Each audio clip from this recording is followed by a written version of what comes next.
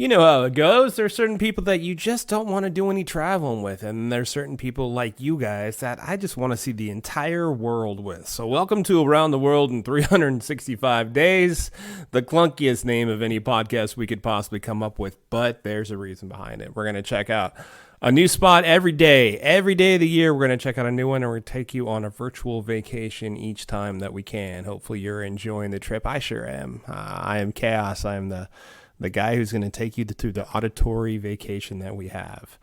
Today, we're going to go to Sarenghetti National Park over there in Tanzania.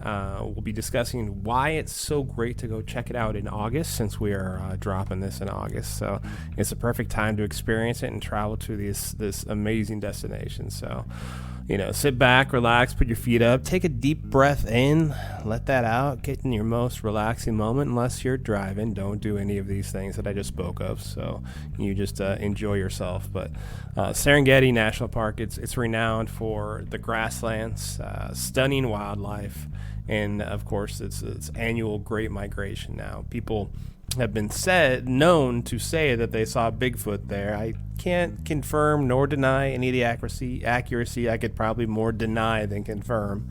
And you never know, they could have been on some of the cool psychedelics that they do have over there. But in August, the park really comes to life. There is just so much wildlife that you can check out.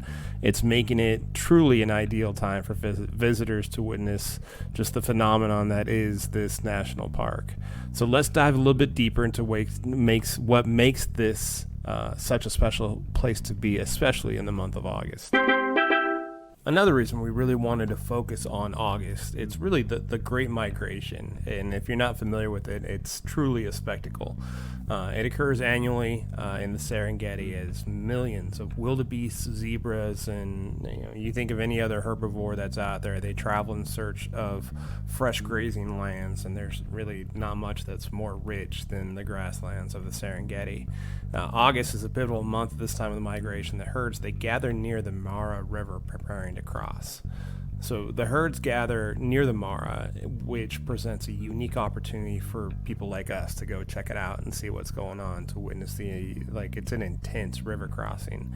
I don't want to say awe-inspiring. I don't want to say that might be a little bit over the top, but it is really a sight to behold. There's just thousands of animals that brave through it's just treacherous currents. There's crocodiles that lurk nearby, and it's truly like a once-in-a-lifetime experience. Like, if you just want to see nature versus nature, whether it's the wildebeest, all the herbivores against Mother Nature being the river, or the crocodiles that are just waiting for them out there.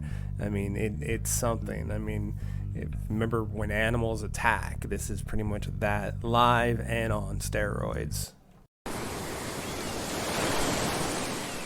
So if you're planning a trip in August, and that's just the month that we're talking about, I'm sure we'll get into this again in other months in the future and why it's so spectacular, not just in August, but it's spectacular year round.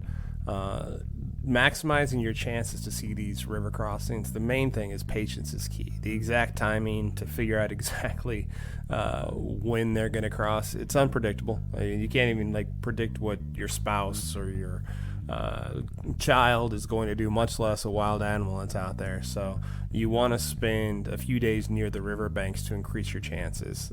This is one of those trips where you're going to need a knowledgeable guide who just knows the not just the land, but the migration patterns.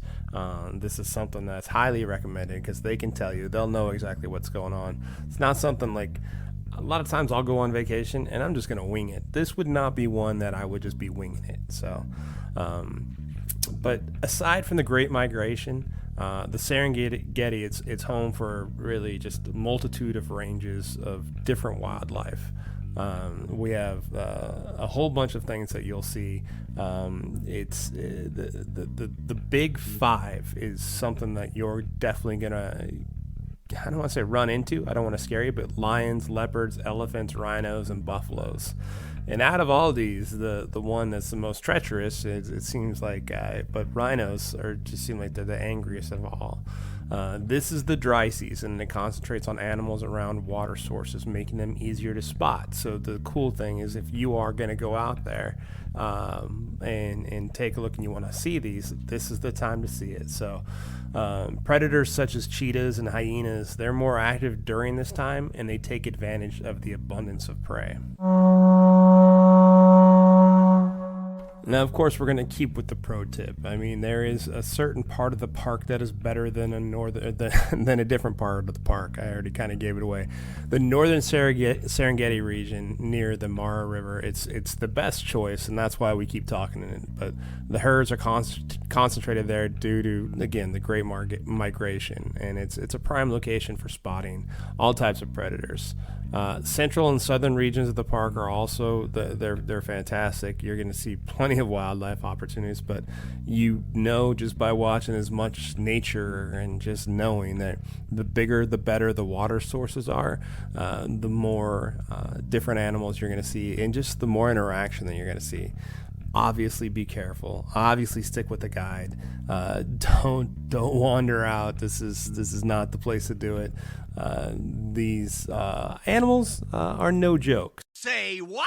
And know this, Serengeti, the national park, it's not just about all the wildlife that you're going to see. I mean, that's going to be spectacular and amazing, and you're going to fill up your entire roster of whatever you're taking pictures with, and you're going to send them to your friends. It's be all over social, but it provides a glimpse into the rich cultural heritage of the Maasai people. The Maasai people, they're known for their vibrant culture, their close connection to the land, and in August, and that's why we keep talking about it, you can actually participate in a bunch of their traditional ceremonies. You can learn a lot about their traditions, their their beliefs, I want to say cookouts, because when I'm recording this, it's close to 4th of July, so that's what comes to mind. But their ceremonies and things that are going on, it's pretty amazing. So this is another one of those spectacular places that you just want to see and you just want to be around. And maybe you'll see Bigfoot, maybe not. Maybe there's a Loch Ness monster rolling through. Doubtful, but in any event, you will immerse yourself in one of the most amazing places that you could be on the planet, in an unforgettable bucket list trip of a lifetime. So, another day, another location. Welcome to Around the World in 365 Days. I've been your host. Thanks for taking the tour with me. I'm Chaos. Talk to you tomorrow. There it is. Thank you for being along for the ride on Travel 365, new destinations daily, a vacation for your ears. I am your host, Chaos, also the host of the Swipe Wrong podcast. Be sure to check it out. The show is produced by Jay Pelham. He is the host of Pelham Place Daily and the producer of Swipe Wrong. Please reach out to us. Let us know how we're doing. Let us know what you think. 317-426-6616. Like, follow, subscribe, share with friends, and let us know where you'd like to go next. Email us at swipewrongpod@gmail.com. And other than that, have an amazing day.